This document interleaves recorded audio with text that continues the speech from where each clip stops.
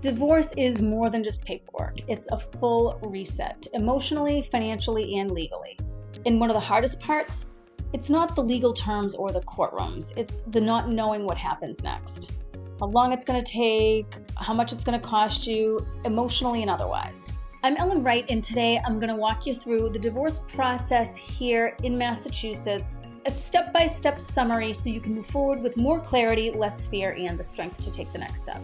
The first step, and often the hardest, is filing for divorce in the probate and family court in your county.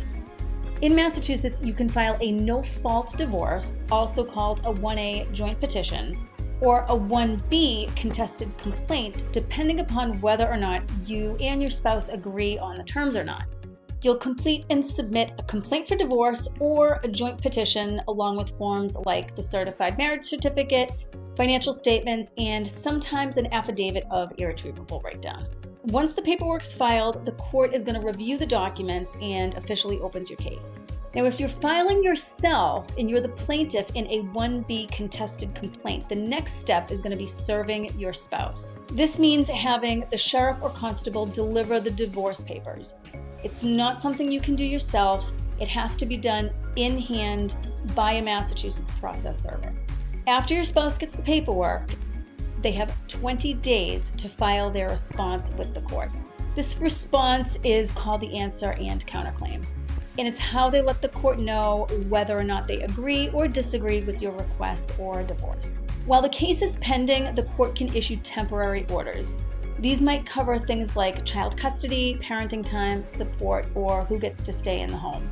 If you and your spouse can't agree, you can file a motion for temporary orders, and the judge will make a decision after a short hearing. Temporary orders are really important because they provide structure while the divorce case is in process. This is especially important when children or shared finances are involved. Next comes the discovery phase.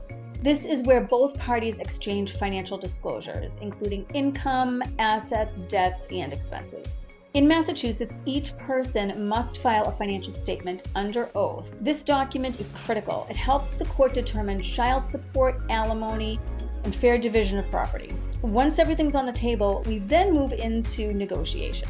If both sides are willing, we can start working on a separation agreement, which is essentially your divorce contract.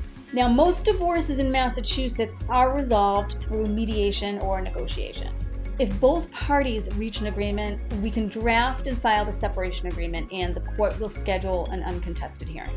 But if no agreement is reached, or if one spouse isn't cooperating, the case may go to trial. At the time of trial, the judge will decide custody, support, division of assets, and other matters based on the evidence presented in court. Now, trial isn't super common, but it is sometimes necessary to protect your rights and the best interests of the children. Divorce isn't just legal, it's emotional. It's the end of something. You're allowed to feel overwhelmed. You're allowed to grieve, but you're also allowed to protect your peace, your children, and your future. At Wright Family Law Group, we walk beside you through every part of the journey, not just as attorneys, but as advocates for your next chapter. Let's talk, let's move forward together.